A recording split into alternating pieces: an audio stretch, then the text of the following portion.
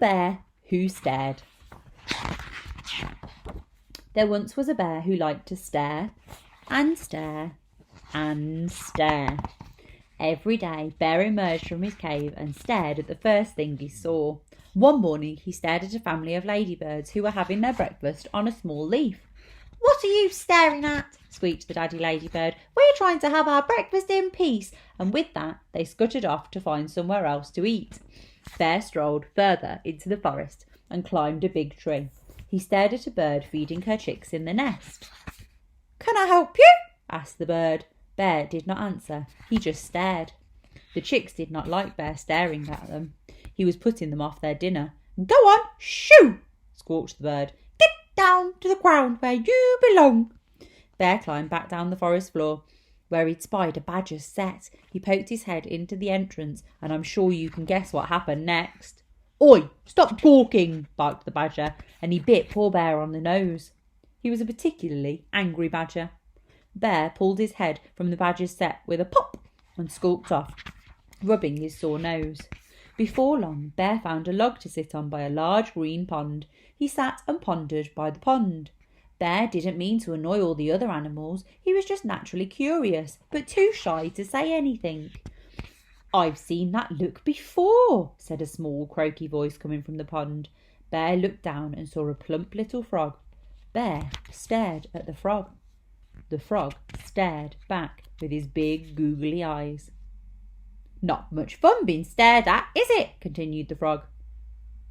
"I suppose not," muttered Bear. "It's just that I don't know what to say to anyone, and before I've had a chance to think, it's too late." Bear stared into the water, and he saw another bear staring back at him with the same wide, curious eyes. He looked just like Bear in every way, but this bear wobbled and was a strange green colour. Then something extraordinary happened. The green bear blinked and his mouth turned into a smile, which turned into a big, happy grin. "You see," said the frog, "sometimes a smile is all you need. I may have big, googly, starey eyes, but I also have the widest smile in the whole forest." Then the frog showed Bear the biggest, widest, happiest smile before diving off into the water. As the frog disappeared, so too did the wobbly green bear. The next day, Bear trudged out of his cave. He saw the ladybird family enjoying their breakfast on a small leaf. The daddy ladybird was just about to gather up their things and leave when Bear said, "Hello," with a big smile on his face. "Oh, hello," replied Daddy Ladybird, and he smiled back. Bear strolled happily off into the forest. Bear made lots of new friends that day, and he did not feel the need to stare, although he did have one new friend who didn't mind Bear staring at him, and he was just as good at staring back. Hi, so today we are going to do some writing. We are going to do an extended piece of writing, so a longer write, and it's all based on the book The Bear Who Stared. So if you haven't watched the video of me reading it and you don't know the story, then I suggest that you go and listen to it and then come back and pick this up, and then you'll have a good insight into the characters and what happens in the story, and that will allow you to have a go at doing this far easier. Now, the skill that we're going to use today is letter writing, which in actual fact we can use for lots of different things. We're just going to use the characters and the events in the story because that way we don't have to think of anything new. We've got something that we can use and we can build on. So when we are writing a letter, we have to consider who we are writing to and why we are writing to them. In this case, we are going to pretend to be somebody else. So we are going to pretend, or I am going to pretend to be the bear, and I am going to write to the frog. So I'm going to write to the frog, but I am pretending to be the bear. If I was writing a letter normally, then obviously I would be writing as myself. But in this case, we're going to pretend to be the bear so that we can use the events that happened in the story. So if I'm writing to the frog, then I need to know where he lives. I need to know his address so that I can deliver it. And I also need to know the date, because those are the first two things that we will put on our letter. Now, obviously in the story, they don't really have an address. So I am absolutely just going to make that up. So I am going to imagine that the frog lives on the milky pond, lily pad way, forest, FROST1. So the address goes in the top right hand corner of our page, and then underneath that we leave a little space and then we write the date. Now in the story it very much seemed like it was spring, so I am going to go for the 1st of April, which I know is to be smack bang in the middle of spring in the UK where I live. So I leave a little space and then I write the 1st of April, and then I could write the year after it as well, because that would be useful in terms of record keeping if it was a more formal letter or to somebody important. So in which case I would write at the end of here 2023. And then that's all we do on that, in that corner. Then we come down here and we start writing on the opposite side, and we do left to right like we would normally write. So you need to pick a character that you are going to pretend to be, and you need to choose a character that you are going to pretend to write to. So I would suggest that you pretend to be the bear initially. You could always write another one later, but I would suggest that you pretend to be the bear, but that you choose a character to write to. Now you might choose to write to the frog like I chose to, but you might not. You might choose to write to the ants or to the badger or to the birds. You could write to any of the different animals that he came across in the story, because you would be able to think of things that he would want to say to them. So you need to choose those, and then you need to decide where you think they live, make up an address for them, and then underneath you need to write the date. When you've done that, we then start to think about who we're writing to. Now, we will put that greeting, we will put their name first, and we will either use the word to or we will use the word dear. Now, I'm going to use the word dear. I always prefer that in a letter. I just think it feels a bit more formal. But if it was somebody that he already knew, then he may well use the word to. But generally, if we're writing a bit more of a formal letter, we would use the word dear. So here on this side, we are going to use the word dear. And for me, I am writing to Mr. Frog. Now, Mr. and Frog both need capital letters at the beginning because they are proper nouns, because they are his name.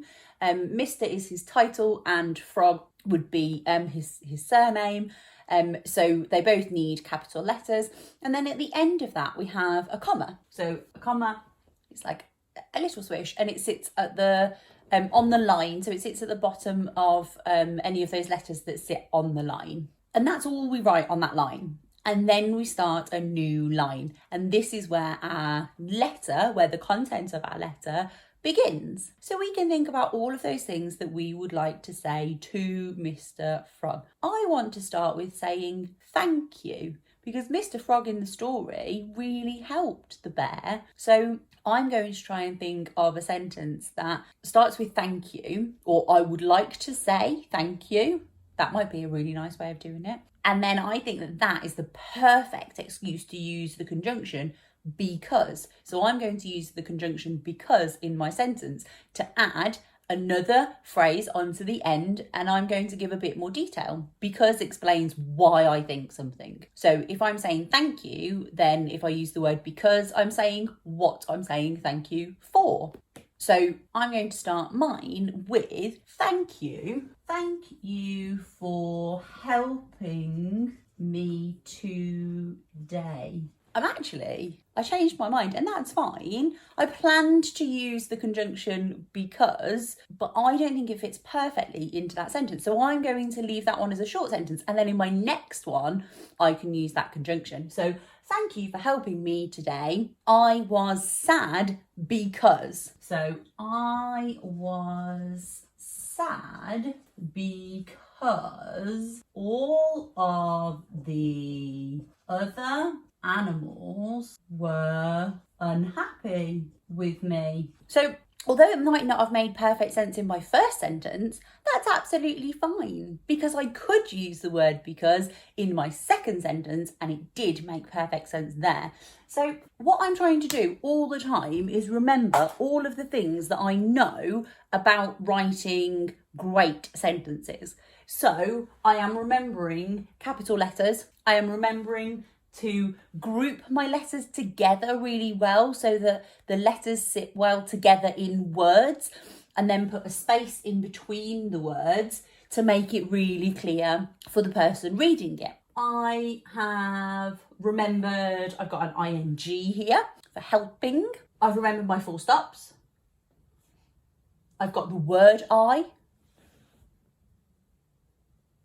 And then I've used a conjunction here. I've used the word because. Now, what I don't have in my writing so far, and I know are good things to try and include, I don't have any description. I don't have any adjectives in my writing so far, or adverbs, because either of those would add description. So maybe that's what I need to aim for next. So when I sit down to write, I try and think, if I'm trying to do the best piece of writing that I can, I try and think of all those things that I will want to include in my writing, and I might even make a checklist of them. So if I know that I want to include a question mark in my writing and full stops and capital letters and maybe an ed ending or maybe adjectives, if I know that I want to try and get these things in because I'm practicing how to write really well, then I'll make myself a list and then I can check them off as I go. And then if I haven't used something, then I can try really hard to include it in my next sentence. Obviously, if I was actually choosing to write a letter to somebody, I wouldn't sit down and think, right, I need to include this, this, this, and this. I would think about the content. I would think about the words and the idea that I needed to get across, and I would be aiming to get it across in good, coherent sentences that use all of those things. But when I am writing to practice, then it's a really good idea to include those things in like a checklist, because then I can practice using them. And then when I need to use my writing skills to actually write somebody a letter, I know that I could phrase a question and use the appropriate punctuation. I know that I can use conjunctions in my writing. I know that I can use pronouns rather than always using the person's name.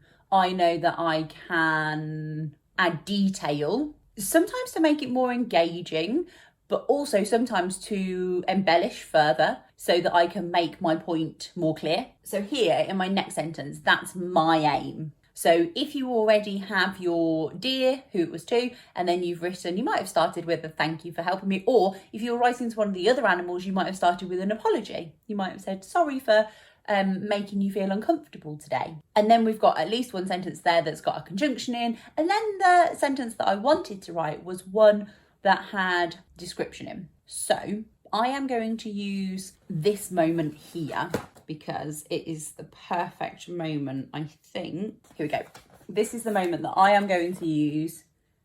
I'm going to add description because I'm going to talk about when he saw the other bear in the milky pond, in the milky green pond, and how that sort of changed his perspective and made him realise that actually he could smile at people and they would have a much nicer day. They wouldn't think that he was just staring, and that sort of changed everything for him. So this is the moment in the story that I am going to use. And again, if you're doing it to practice, then you can go back and you can use the story to find the perfect moment for your sentence, and then you can build it so that it's the best that it could be. That's what practicing is all about. So I'm going to use this milky green pond as part of my description, but I am going to also use an adverbial of time. I'm going to start my sentence with, when I saw the other bear, and then in the milky green pond. So that there is an adverbial of time. I've talked about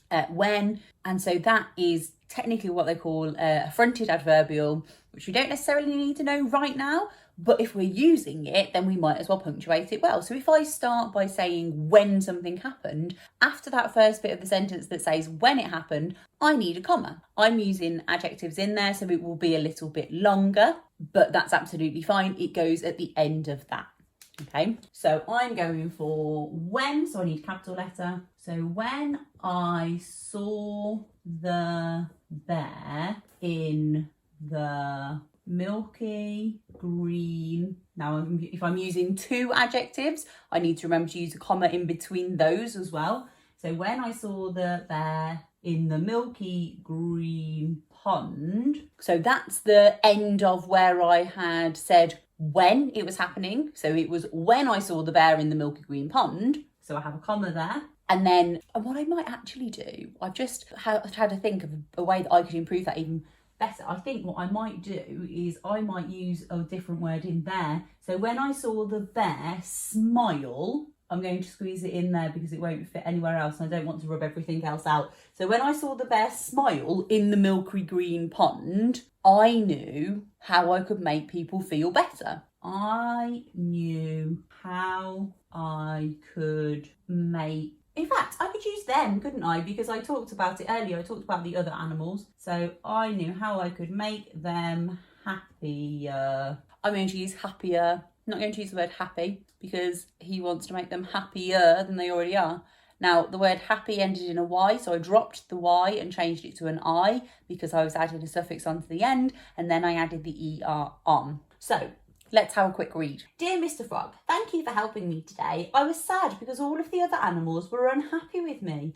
When I saw the bear smile in the milky green pond, I knew how I could make them happier. And then maybe one last little sentence. I tried it and it worked. Yeah? So, I tried it, and it worked. I am so happy.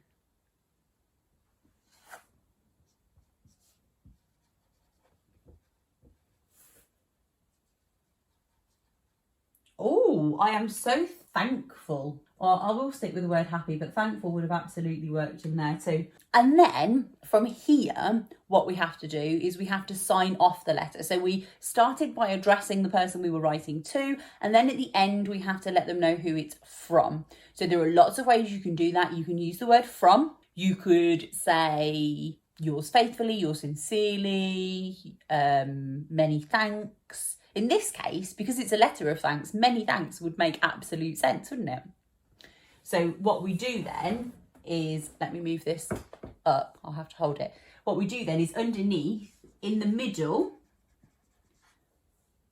we can write many thanks, Mr. Bear, because that's who we're writing from. And if we were writing a more formal letter, then in actual fact, that would just come here on the left-hand side, but there would be a gap in between. You could have a go. You could pretend to be one of the characters in the story and you could have a go at writing your own letter. Remember, it needs an address and a date with a gap in between, and then who you're writing to, then all of the why you're writing to them, and then you need to say who you are writing from. Have a go at it. Whatever you do with the rest of your day, have a great one. Bye-bye. Hi, so today we are going to have a look at positional language and giving directions. You don't necessarily need anything to write with or to write on today. You can do lots of this verbally, so you can watch what's going on the screen and you can shout out and join in that way. Let's get started straight away. So here on this first screen, there are lots and lots of boxes with cats and boxes. And then next to it, there are the words on top, under, next to, in, between, behind, and in front of. So let's work our way through the boxes and let's see if we can work out which of these words we could apply with each of the different pictures that we've got. Okay, so that first one, absolutely, that cat is in the box. It's in the box. We put the lid on top, we wouldn't know it was there. That cat is in. Well done. Let's go to the next one then. Well done. That cat is on top of the box. What about the next one? Yeah, he's in front of the box. Well done. He sat in front of the box. So the box is behind him. Okay, what about the next one then? Yeah, he sat next to the box. He sat next to it. Now, in actual fact, he sat to the right of it. But we'll worry about that in a minute. What about the one underneath? Let's go underneath to the next row. We'll start on the left-hand side like we did before. That one is behind the box. He's behind the box. Although I've seen another one that I think is behind the box too, so I'm not quite sure. What about the next one though? The next one is between. Brilliant, well done. The next one is under the box. Yeah, under the box. Possibly a little bit difficult to show, but yeah, underneath. So the box is on top of them, they're underneath. And then that one at the back, that next one, again, I would say that he's behind the box. So there are two where they're behind, but the one is further away, isn't it? The one is right behind and the other one is further away. And then there's a pair of cats at the bottom. There are 8 pictures that are a pair of cats. Let's see if we can do those, and we'll do them super speedy. Are you ready? I bet I can beat you. In. Well done, you won. The next one. On top. You're too good at this. The next one. In front of. Next to. Above. Or on top. Oh, above, that's a new word. Above means the same as on top. In between. Well done. Underneath. And behind. Well done. You did such a great job with that. Okay, let's see if we can play a little game then. So I've got a grid here of different animals. They're all different animals, and all we're going to do is to pick 2 animals, and then we're going to describe where they are in relation to each other. So let me give you an example. The ladybird and the crocodile. The ladybird is underneath the crocodile, or the crocodile is above or on top of the ladybird. Get it? Okay. The elephant and the dog. The elephant and the dog. Well done. The elephant and the dog are next to each other. Or beside, they're by the side of. So they're next to or they're by the side of each other. The elephant is next to the dog is next to the elephant. The elephant and the dog are next to each other, or beside, we could use either word. The flamingo and the rabbit. The flamingo is underneath. The rabbit is on top. Well done. Okay, what about if I just give you one then? So what about if I just give you the monkey, the chimpanzee? Monkey? Where's the monkey? How can you describe where the monkey is? There's lots of different ways here, aren't there? The monkey is under the dog, on top of the fish, next to the parrot or the ladybird. Well done. In between the parrot and the ladybird, or the dog and the fish. Well done. There are loads of different ways that we can describe where they are if we're just talking about one of them, aren't there? What about if we talk about the cat? Are there so many different ways to explain where the cat is? No, because there's only one thing by the side and there's only one thing underneath. So the cat is not in between any of the animals. The cat is on top of the elephant or above the elephant. Yeah, well done. And next to the butterfly. Yeah, well done. What about the bear? What about the bear?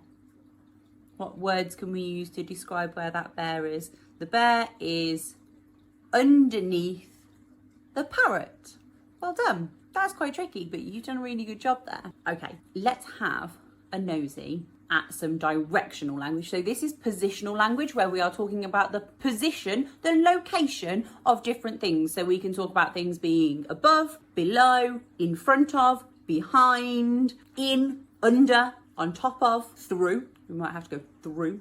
a tunnel. And we use this vocabulary all the time when we are trying to be specific about where things need to go or where we need to go if we're giving directions. This is all important, and it is important to be specific with your positional language, because if you say, oh, put that in there, and that's not what you mean, then it's very easy to get confused there. You might not get the result that you want. So I can give you an example of this. So the other day, I got the buggy ready to go with my nephew. We were going out for a walk to deliver some parcels. And I had said to him, can you put the parcels in the buggy? That's exactly what he did. He put the parcels in the buggy on the seat. That wasn't what I wanted him to do, but it was exactly what I had asked him to do. What I meant was, can you put the parcels under the buggy? And I just thought, because we'd been out for a walk with parcels before and he knew that he didn't sit on them, that he would know where they went. But I wasn't specific with my language, and so we got a bit miscommunicated. So we had a look at where they needed to go, and we talked about under, and I used the word under. So next time when we need to go to the parcel shop, I can say, can you put the parcels under the buggy, please? And he'll know where they go, and he'll have somewhere to sit. So it is important to be specific with your language if you want to get what you are asking for. Let's have a little look then at the next one, because the next bit is all about directional language. So we've talked about positional language, where things are. Now we need to talk about directional language, which is which way to go. So here we have left and right and up and down. Now, up and down, relatively straightforward, but left and right can be tricky. Can you put your hands out in front of you like this? Can you see that when you do that, one of your hands will make an L? So as I'm looking at my hands, it's this one here, but as you're looking at them, it's going to be the other way around. So look, can you see that my left hand makes an L? Okay, so if ever I'm not sure, quick sneaky look, left hand. So we've got left and right. We can talk about, can you use your left hand? Can you use your right hand? Can you touch your left ear? Can you touch your left eyebrow? Can you use your left hand to touch your right ear? That one's complicated, isn't it? Can you use your right hand to touch your left eyebrow? Ooh. Can you touch your left elbow? Well done. It's tricky though. It takes lots and lots of practice, and that is a really good way to remember which one's which. Okay, so we're going to do some practicing by using that same group of animals, but we are going to try and get from one animal to another by using the words up, down, left and right. So let me give you an example. If I want to get from the frog to the bee, I need to go up, up, up, left, up, up, up, left. Because when we're looking at the direction, it's exactly the same thing. If this is my left hand, then we're going in that direction. And if it's my right hand, then we're going in that direction. So that way, the way that my left hand side is my left, and the way that my right hand side is my right. So can you give me some instructions to get from the cat to the fish? How could I get from the cat to the fish? Now, bear in mind, there's more than one way that we could get there. But can you have a little think? Can you tell me? Can you shout it out? How would I get from the cat to the fish? I could go right, down, down, down, or I could go down, down, down, and right. Well done. Okay, what about if we're trying to go from the butterfly to the rabbit? From the butterfly to the rabbit. How will we get there? Are we going up or down? Are we going left or right? Going down, right, right. Well done. What about if we're going from the lion to the robin? From the lion to the robin. How are you going to get there? Up, up, up, and right. Well done. Yeah, that's a tricky one. What about from the bunny rabbit to the bear? From the bunny rabbit to the bear. How are you getting over there? Well done. Left, left, left. Down, down. Now, I guess if we were given instructions here and we knew that we were going a square at a time, then what we could actually say is we could say go left 3 and down 2. That would probably be easier, wouldn't it? Rather than saying left, left, left, down, down. So we could say left 3 and down 2. So let's see if we can have a go at that. Let's go from the dog to the frog, because they rhyme and I like that. Let's go from the dog to the frog. How are you getting there? Right 2 and down 2. Brilliant. Or the other way around, down 2 and right 2. You'd still get there, wouldn't you? Okay, can you get from the cat to the chimpanzee and then to the robin? Down 2, right 1. Well done. And then right 2, up 2. Brilliant, well done. Now in all of these examples, we have assumed that the characters are just moving like this, that we're just moving from square to square. We're not actually thinking about those characters moving, but obviously they're going to. So if we were to move that cat and the cat is facing forward, we'd come down, down, and then what we would actually have to do is we would have to turn. Now, when we think about turning, we've got 4 different turns that we could do, so maybe even more. If we stand and we face this way, and then we turn and we have the side of our face on, that is a quarter turn. If we stand and we face this way and we turn all the way, and it's the back of our head that's facing where we were before, that's half a turn. And if we do it where we turn all the way and our head is facing this way, but we've gone all the way round, then that's 3/4 of a turn. And if we turn round and our head faces this way, we've done a full turn. So in actual fact, if we were given instructions, we probably wouldn't ask people to move like a crab and move left or right. We would probably ask them to turn left or turn right. So we might ask them to do a quarter turn left or quarter turn right. Or if they've got to go backwards, we probably wouldn't ask them to walk backwards. We would probably say do half a turn and then give them the instructions to walk forwards. But using the left and right and the up and down is a really good start. Whatever you do the rest of your day, have a great one. Bye bye. Hi, so we are back at the allotment today, and today we are learning about variation. Now that is a tricky old word. Sorry, excuse the dirt in my fingers, we've been digging. So today we're going to have a look at variation, and what that means is a similar plant but a different type. So we're going to look at this with flowers and with vegetables as well. So if we start down here at this end, then I can show you a couple of different flowers and I'll talk about what I mean in terms of variation here, and then we'll work our way up and see what else we can find. So here, I'll just flip the camera around and then you'll be able to see what I'm talking about. So here, these are all marigolds.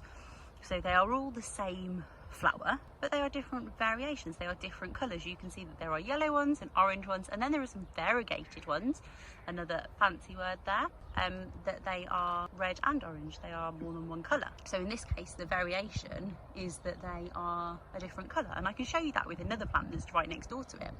So these here are poppies, and they are beautiful. You can see, look, I'll show you a bit closer the little heads.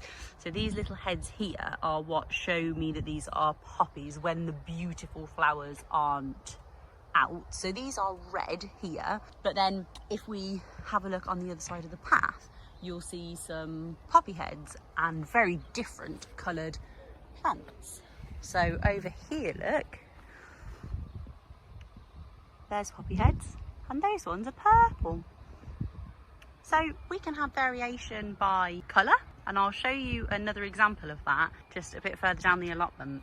So these flowers here, these plants here, sorry, are flowers. They will all flower. You can see here the start of a flower.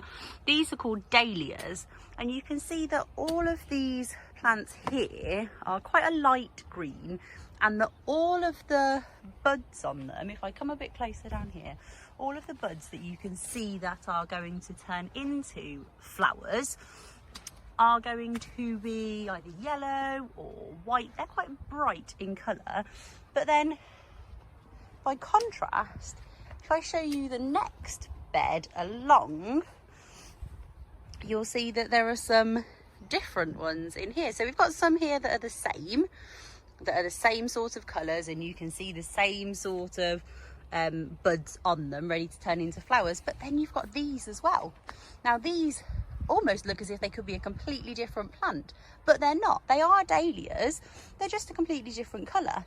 And if we look, the leaves have got a really beautiful red tint to them, which would lead me to believe that when these flower, these ones will be a beautiful red colour too. I can't quite see yet because this is the closest one, but they will definitely be a different colour, and we can tell that just based on the plant. The plant itself looks completely different. How interesting. But if we look closely, the leaves are very similar.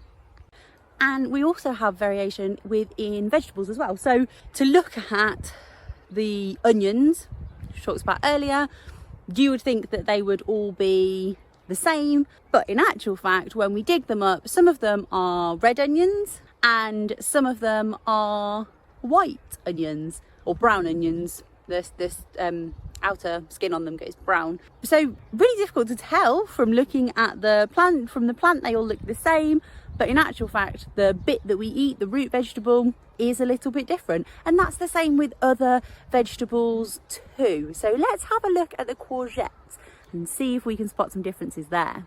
So we can see here that all of these beautiful yellow flowers, these are all courgette flowers. Now, just because they are all courgette flowers does not mean that they will all look the same. When they grow, some of them will be yellow and some of them will be green, and I can show you the courgettes are great because you can pick them over the space of the season, and they sort of change over the season. So I'll show you, we'll have a little look. So we can see here some differences between the plants that we get off the courgette plants. Now these ones here are just little fresh courgettes. They've just been picked while they're really young. This one is a really interesting one to talk about because it's obviously grown in a really weird shape, but this is because it had the cloche over it, the netting, and so it was just sort of restricted in the way that it could move, and so it's just grown to find the light and is quite a weird shape, but is quite a new one like that. And then you can see that we've got these ones as well. So these ones are marrows. These ones have a much thicker skin than these ones, and they taste different too. Some of those courgettes that we saw in the bed will also grow to be yellow, but none of those have grown out of the flowers yet, unfortunately, so I can't show you that. So far we have looked at some flowers that were different colours, same type of flower but different colours, and then we have also looked at the onions and the courgettes that grow differently. So same plant, same vegetable, same thing out of the end of it, they just look a little bit different. And generally with vegetables, if it's a different variation, they also taste a little bit different too. So I am back in the greenhouse where the tomatoes grow, and I'm going to show you the couple of variations of tomatoes that we've got growing in here. Now, in actual fact, over the space of the year, we normally grow multiple variations of tomatoes because we grow some to be big for salads. We grow some to be small, like cherry tomatoes. We also grow some little ones that look like pears, which I can show you in a minute because they're growing really well. And they have a great, really sweet flavour. And then we also grow a variation of tomatoes which are yellow in colour, again really sweet, really lovely flavour. And then there are also what we call heritage tomatoes, which grow in a range of different colours and can also be eaten green. We don't grow any of those here, but there are an awful lot of different types of tomatoes. They're still tomatoes, they still look and taste like them, but generally different colours and different flavours. Let's have a look at the ones that we've got here then. you start down this end, you can see that these tomatoes here are going to grow into nice big salad tomatoes. At the moment they're green, but they will turn red. And there are a few plants like that. If we get right in, we can see, and you can see that the tomatoes grow on vines. So that's what this is called here. They grow on vines, they grow in little groups. But then as we move down a little bit, if I show you these, look, if I put my hand behind this one, you'll see that these grow in a really different sort of shape. These are like a little pear. There's some more down here that you can see, look. There we go. So these ones grow and they're like little pears. There's also bigger variations of the same sort of thing in here. And on the other side, I'll turn you around and show you, because on this side here, these are a different variation again. And you can see here that these are tiny ones. There we go, look. These ones come in slightly bigger vines because the actual fruit on them is smaller. So it can hold that. So we have 3 different variations in here. There's some great examples of those pear ones again, look. Now, all of the ones that are in here will turn red, but not all of our tomatoes, the ones in the polytunnel, not all of them will. Some of them will also be yellow. And like I say, different variation, different taste, but all still tomatoes. So in the same way that we can get variations in tomatoes, we can also get variations in cucumbers. So you can see, if I show you the leaves of each of these plants here, the leaves are the same and the flowers are the same. If I take a little step back, look, you can see they're climbers. So they climb really, really high, or they will crawl across the floor. But I can't show you lots of examples of our different types of cucumbers yet because they haven't all started growing. But I thought it was really worth a conversation because I think it's fascinating how cucumbers do grow. So this here is a cucumber. It doesn't necessarily look like the ones that we might buy in the supermarket in the UK. It's a bit prickly, it almost looks like a cacti, but there are various different variations of these. So some of them will be lighter, some of them will be darker, some of them really do look lumpy bumpy like cacti. That's actually quite a smooth one, but definitely not what we are used to seeing in the supermarkets in the UK. And while we're talking about variation, it would be wrong not to talk about the cabbage. Now this cabbage here is a sweetheart cabbage, and I can tell that because of the shape of it and because of the leaves of it. But there are various different types of cabbage. We sometimes grow Savoy cabbage, which is much darker. It has quite strong veins. You can see in the back of this one it has, but they have quite strong veins, and they're much more like leafy type of cabbage. So again, different taste, different texture, and different colour as well. These ones are quite light in colour. So cabbages have different variations too. Let's go and have a look at the potatoes and see whether or not we can spot the difference between variations there. I already have these ones here. These are my examples of one variation. These are Pentland Javelin, and these are a first early. So these are ones that are ready for picking right at the very beginning of the season. And then I'm about to empty another bucket that has Charlotte potatoes, which are second early, so the next crop of the season. So I'll empty it out, we'll find the potatoes, and then we will see whether or not they look any different.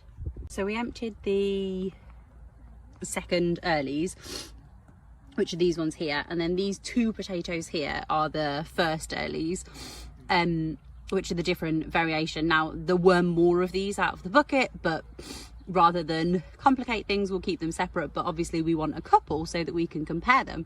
So you can see that these ones are really light skin. The skin is quite thin as well, really light skin, really pale in colour, whereas these ones here, if I pick one, are much more yellowy. They've got more waxy skin.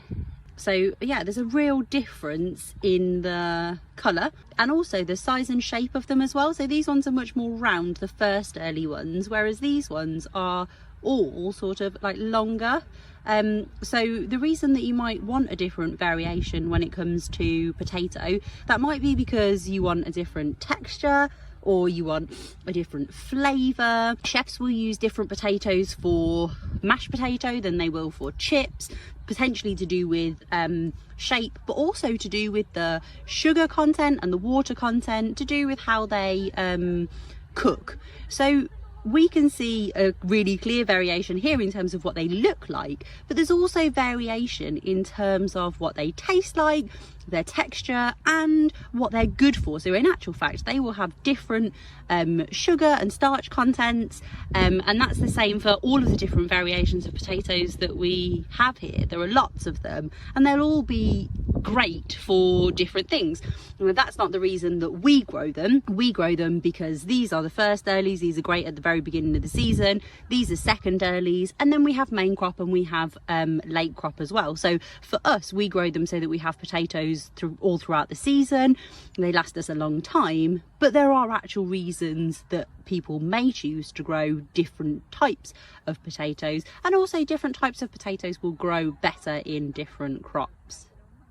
So there are all sorts of variations to be seen in vegetables, in flowers, the same plant, but a little bit different. I wonder what variations of plants you might see that are local to you. Whatever you do the rest of your day, have a great one. Bye bye. Hello Angel students. This week I want us to talk about how well you know yourself.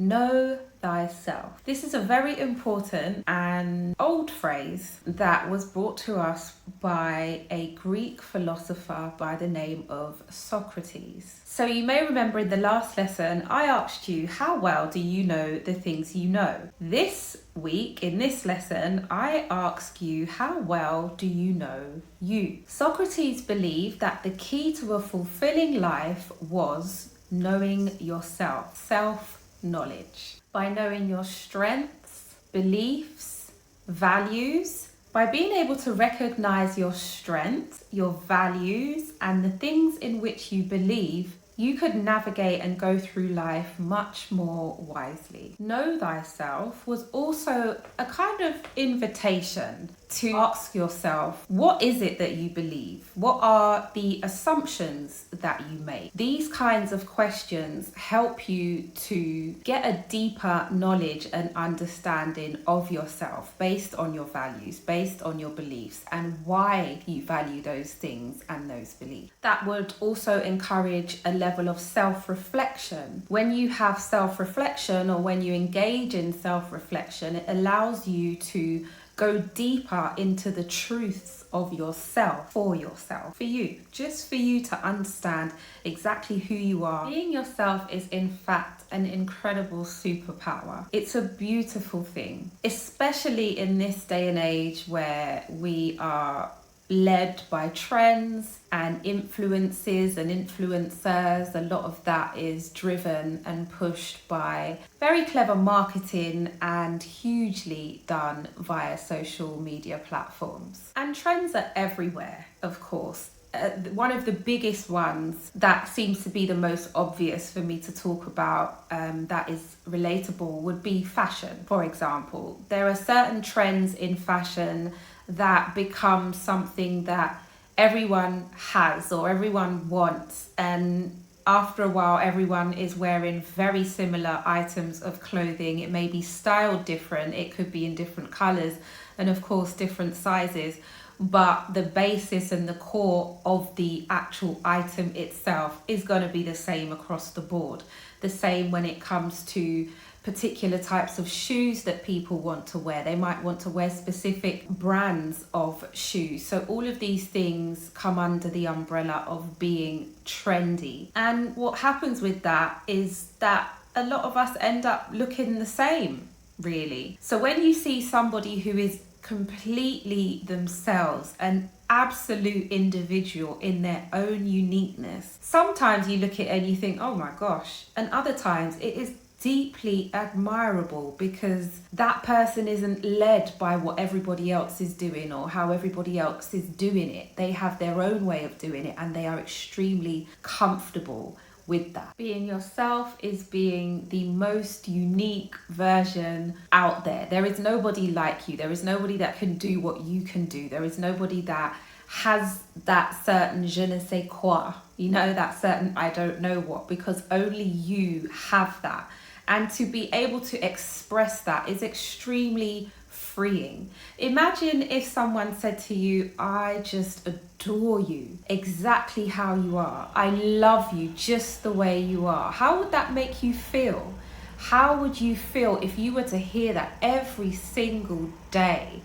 I can imagine that you would feel extreme positive feelings, extreme positive emotions. So if that is the case, I want to encourage you to daily go in front of the mirror and say those words to yourself. I love you just the way you are. I admire you just the way you are. Every day, I challenge you to do that. So what is the importance of being yourself? What's the point of being yourself? Especially if it's easier to fit in by adopting some of the things that other people do, or the things that they believe in, or the way that they look.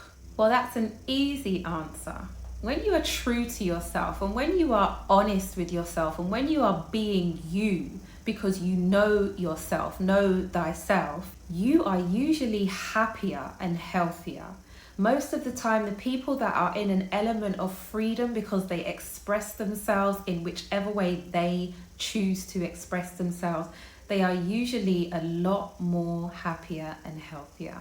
You also have the pleasure of being comfortable in your own skin. Well, how do you get comfortable in your own skin? A couple of ways that you can get comfortable and be more comfortable in your own skin. Be more embracing of who you are, what you like, how you like to do things. Express yourself and your feelings. Know that your voice matters. So if there's something that you feel you need to speak up about, or that you want to share, or that you just want to talk about and communicate with somebody, to share your points of view, share your perspective, share your thoughts on a specific matter, and bounce ideas back and forth with other people. Use your voice. What you have to say matters and is important. Surround yourself with the things that you like and love. And that includes people, those that love, accept, and encourage you to be just the way you are. When you're around those that are encouraging and that love you for who you are and accept you, whenever they need to tell you something that you don't always necessarily need to hear, it's so much easier to hear and accept yourself, because you know that those people love you. They always encourage you. They accept you for who you are, the things that you love. They embrace you and your beliefs, your values, your morals, and your principles. They listen to you. They're interested in how you feel and in how they make you feel. So when they might need to point something out for you, you know it's only to help you be better and grow into even more of a beautiful and budding individual. Do you remember the story of The Wizard of Oz with Dorothy going along the yellow brick road?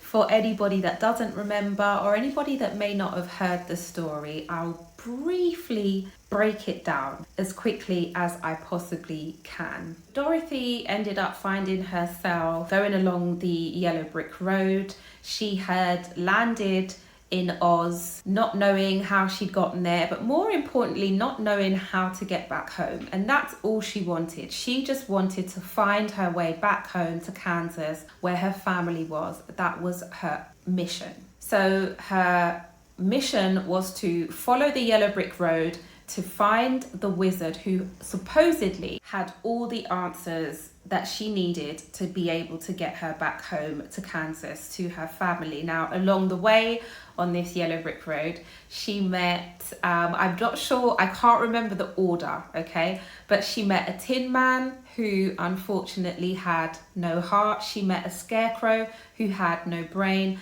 And she met a lion who had no courage. But she embraced everything along her journey. She was very open to the lion, the scarecrow, and the tin men. She didn't judge them. She wasn't cruel to them. She encouraged them, and she accepted them for who they were, just the way that they were. And they all went along this journey together and helped each other. They all had different strengths, and even if they weren't necessarily aware of their strengths at the time, throughout the journey, having each other to support one another along this journey, they were able to point each other's strengths out or use another's strength to help strengthen themselves by the admiration they had in the other. And by the end of the movie, Dorothy really gets to know herself. And of course, we're watching, so we get to know as well. And it shows us some qualities that she had. And she recognizes them herself. She's determined, she's extremely kind, and she is courageous. Well, first of all, she's determined because she is determined to get home to her family in Kansas. She comes up against many obstacles, many challenges,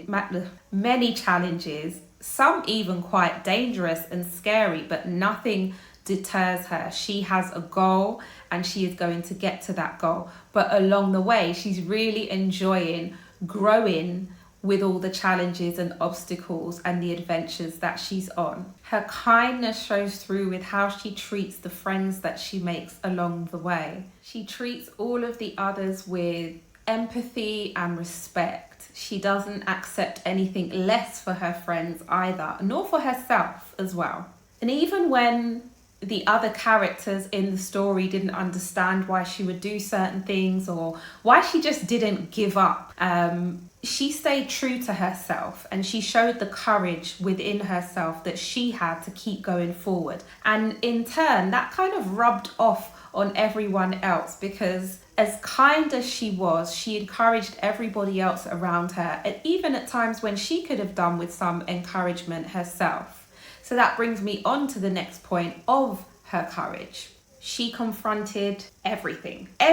She chose bravery over everything else. She was true to herself every step of the way because she knew herself. She knew her family was important. Getting home to her family was important. So she had to exercise and be an example of the courage that she had to be able to give that to others, for them to see by example that she was going to stay true to her values and her beliefs no matter what challenges came her way, no matter what. She was on a journey with a purpose. Throughout the story, she learns and she grows. She evolves, she learns valuable lessons, and she recognizes the importance of connection with others. She showed an inner strength in her ability to grow and adapt, as well as staying authentic and true to herself. And didn't everyone just love her regardless? Sometimes we think by being who we are, liking the things we like, doing the things we want to do, will make other people not want to be around us or know us or talk to us or anything like that. But in fact, that's what makes the right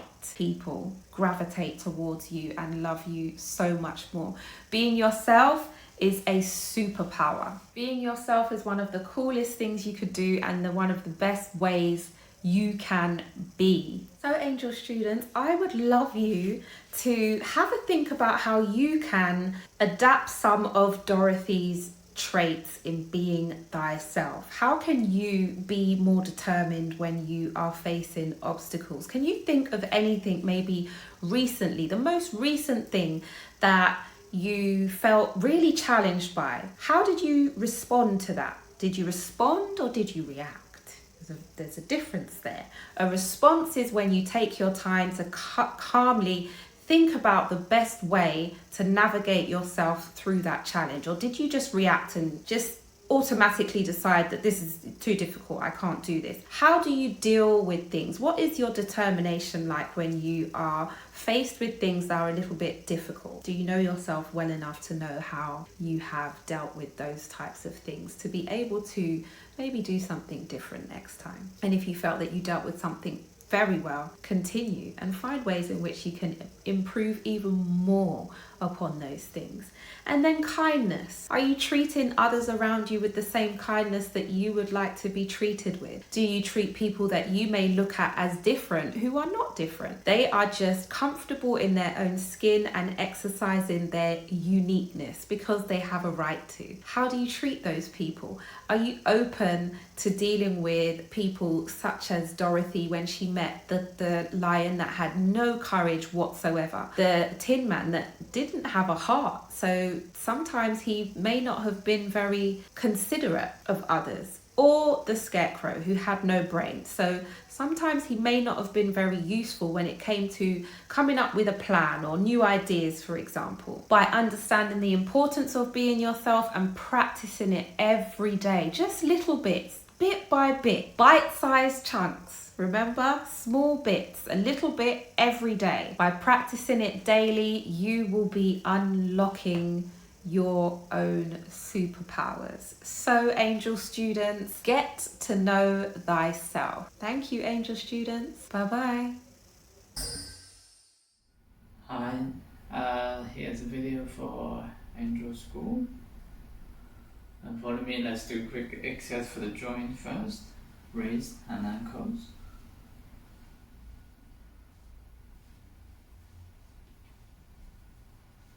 Change 5 times. 1, feel the movement.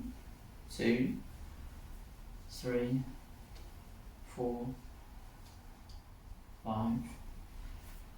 Knees. 1, 2, 3, 4, 5. Hips. 1, 2, 3,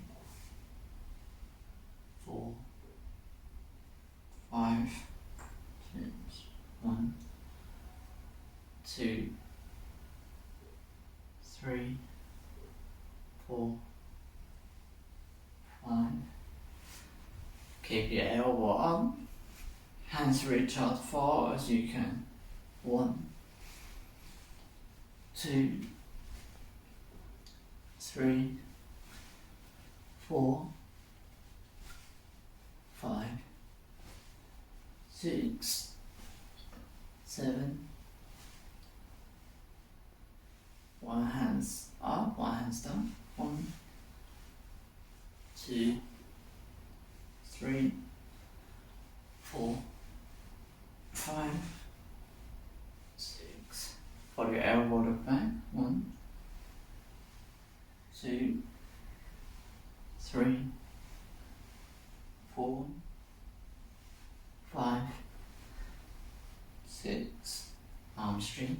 Now fix your shoulder. 1, 2, 4, 5, 6, 7, 8, 9, 10. Change. 2, 3, 4, 5, 6, 7, 10. Shoulders down, hands up. 1, 2, 3, 4, 5, 6. Shoulders. 1, 2, 3. Change. 1, 2, 3. Okay, so let's practice some punching technique first today. So we're gonna do 10 push-up.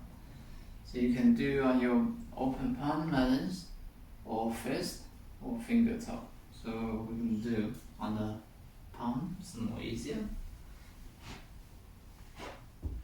1, all the way down and all the way up. 2, 3, 4,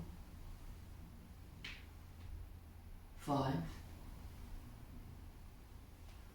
6, 7, 8, 9, 10.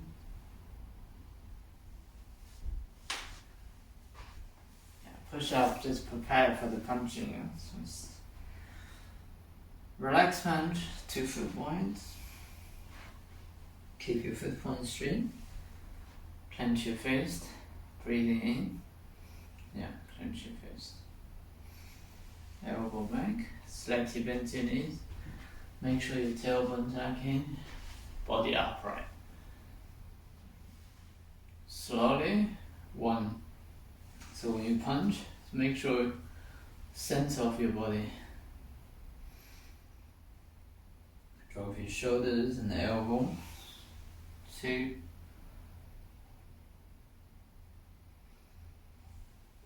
3. Slow is better. So open up your palm. Breathing in, clench your fist. Drop your shoulders and elbow. Breathing out, may punch. 5.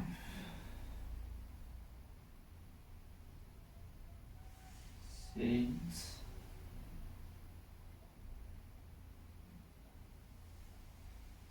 7.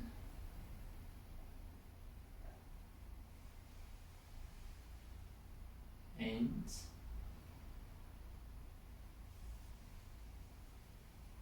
9. 10. Exactly same, little bit power. Make sure when you punch, you relax your hips, so not going up, sinking balance. 1. Breathing out. 2. 3. 4. 5. 6. 7. 8. 9. 10. Okay. Inhale. And exhale. And let's do a little bit of strength training on the leg, then we do some marble stance. Squats, going down. Much as you can, stretch your back. And stand up. Stretch front of your body 10 times. 2. 3. 4. 5. 6. 7. 8. 9. 10. Yeah. This is good, especially if you do a lot of study, have a shoulder neck problem, you see. When you stand up, you open up your body, looking up. So this is creating the stretch on the shoulders. And this is good for your shoulders and neck function. So let's practice the first Kung Fu stance. Marble, 3.5 foot wide. Keep your elbow on your knee. Push your knee up. And breathing in, look forward. And breathing out. If you turn your body to the right, you push your left knee up. Breathing in. If you turn your body to the left, you push your right knee up. 2. 3.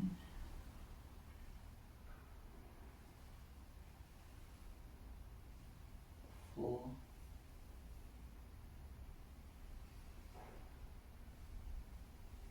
5.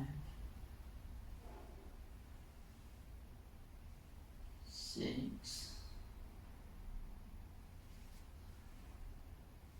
7.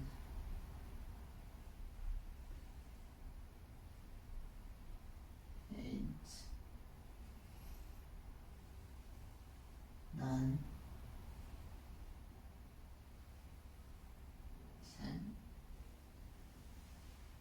So if you do by yourself, if you do a long thin breathing exercise, that should be minimum 5 minutes.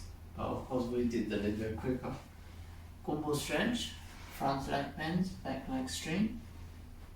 So when you feel stretch, focus on your breathing. 1, use your breathing to stretch. 2, 3, 4, 5, 6, 7, 8, 9, 10, change. Bend, one extreme. 1, 2, 3, 4, 5, 6, 7,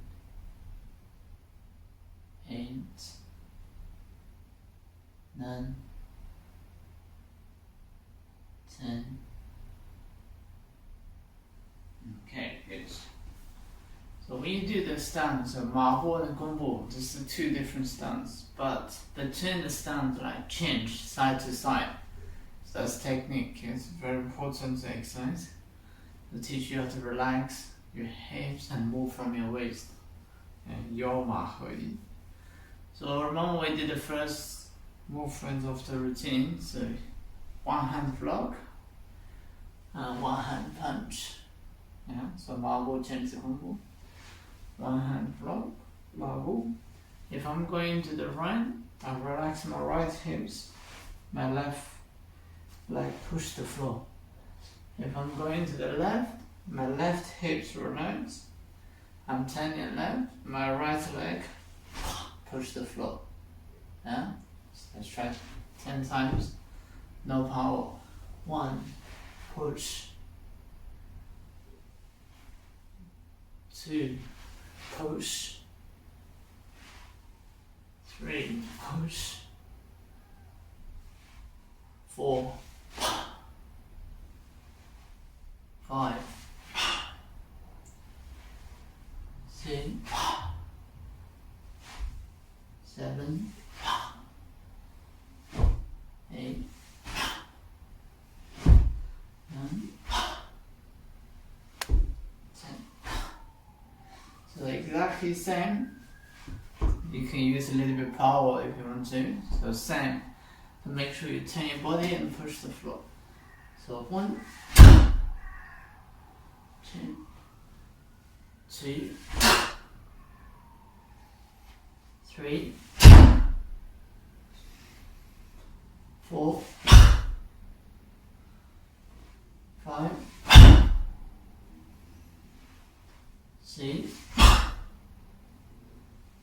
7, 8,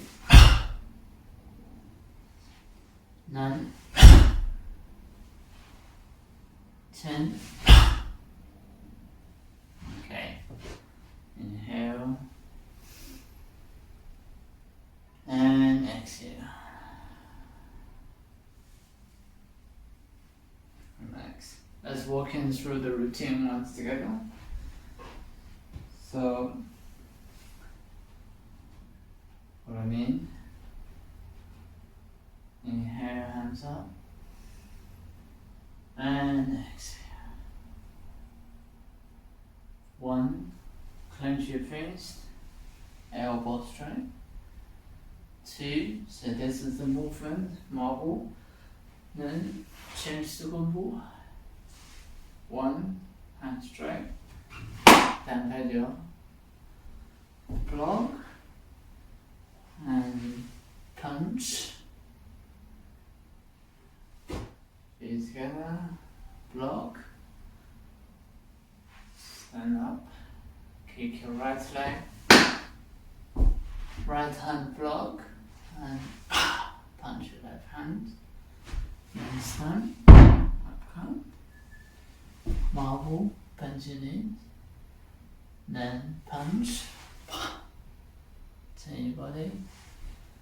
1. Punch. 2. Turn left. From here,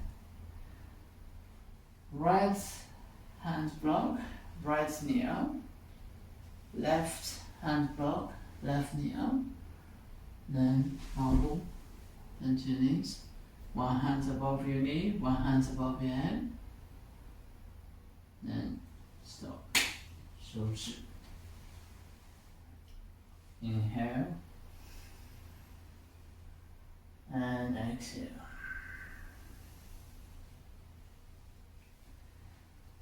So this is the small routine. And let's finish here today.